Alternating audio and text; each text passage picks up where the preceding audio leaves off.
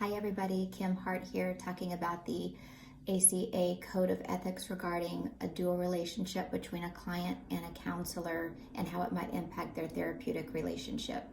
According to the ACA Code of Ethics, a dual relationship occurs when a counselor engages in a separate, distinct relationship with a client in addition to the professional therapeutic relationship. And this could include relationships that are personal, social, financial, business arrangements, or sexual even in nature. The ACA Code of Ethics cautions against such relationships because it can impair the counselor's objectivity, professionalism, and effectiveness. It can also pose a risk of harm to clients. And the Code of Ethics generally advises that relationships between clients and counselors should be avoided. However, it also acknowledges that in some situations, particularly in small or rural communities, dual relationships may be unavoidable. In such cases, counselors are advised to take appropriate steps to safeguard the interests and welfare of their clients, including setting clear, appropriate, and culturally sensitive boundaries. One example of a dual relationship in counseling could be if a counselor were to also enter into a relationship with the client, perhaps to decide to partner in a small business venture. In this scenario, a dual relationship could become a problem because a counselor also enters into a financial relationship with, or a business interaction, if you will, with a client. And it could compromise the counselor's objectivity and the effectiveness of the therapeutic relationship.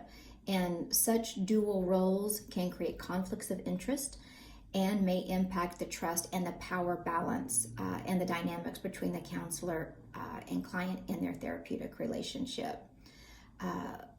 Woodward and Grimes in 2019 recommend establishing clear boundaries to avoid any confusion. These are ways you can mitigate dual relationships by taking several proactive and ethical steps. They also suggest to discuss dual relationships openly with your client, document dual relationships that may arise, including the nature of the relationships, the duration, and any potential conflicts of interest. They recommend seeking consultation from colleagues when you are facing a dual relationship situation. The thing that I found interesting in our text by Romley and Hurley in 2020 said that there's no danger sign, and that it's very easy for a client to innocently enter into a dual relationship with a client. And I thought that was really an interesting perspective. I hadn't considered that something as simple as going to attending a social function, if you're invited by your client, could start a dual relationship situation that you might not even be aware that you're doing. So I particularly found this week's topic interesting, enlightening, and a little bit scary, to be honest with you.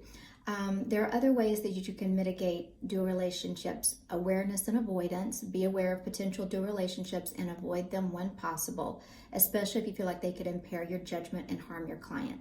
Setting boundaries. Clearly establish and maintain professional boundaries with your clients. Being aware of the power differential between the counselor and client. And if you find yourself in those type of situations, again, seek consultation or supervision from other colleagues or supervisors when faced with this potential dual relationship. Document and disclose. If a dual relationship is unavoidable, for example, in a rural community, document the situation and the steps taken to manage it. Openly discuss the dual relationship with your client, including the potential risks and benefits, to ensure informed consent. Thank you so much.